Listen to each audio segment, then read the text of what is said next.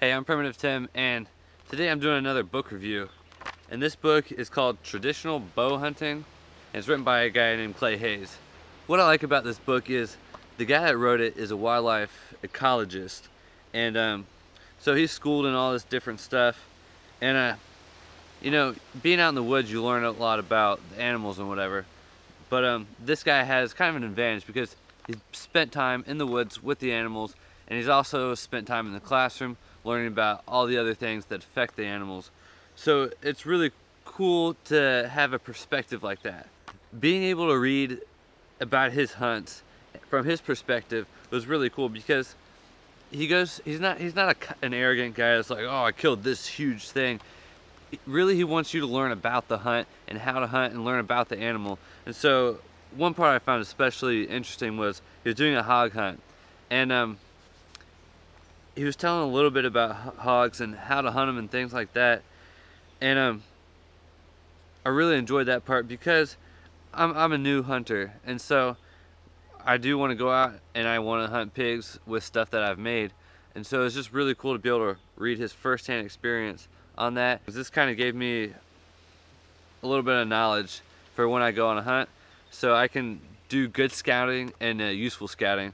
Another cool thing about this guy is he's hunted all over the US, and he's a southern boy by heart, but right now he lives out west, so he's hunting big things like elk and bears and things. Now, not only does he talk about the actual hunt, but he talks about the circumstances surrounding the hunt, and I really enjoyed that because, you know, you can learn about this or that, but then what about processing? You know, what happens after you kill the animal? So he'll go over a little bit about that and just kind of a broader view of what you need to know going into the hunt. As far as literary stuff goes, the dude's a good writer. He explains things well, he sets up the story, he builds, you know, before the climax, he builds up to it really well. He writes out things pretty nicely.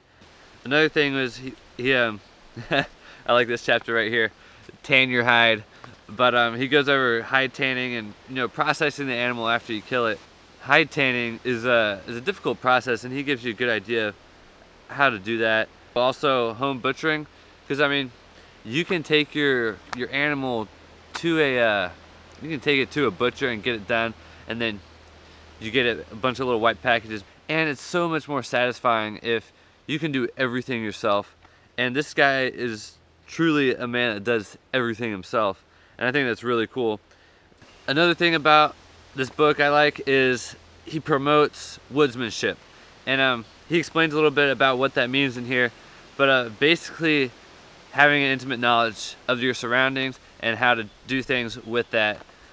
And I think that's really important because we're losing that. If you visit twistedstave.com, you can see some of his wildlife filming and things like that, and it's great. It's really great. Like a lot of stuff I do looks ridiculous compared to that. I really enjoyed it. Thank you, Clay. And until next time, find a new way to appreciate nature.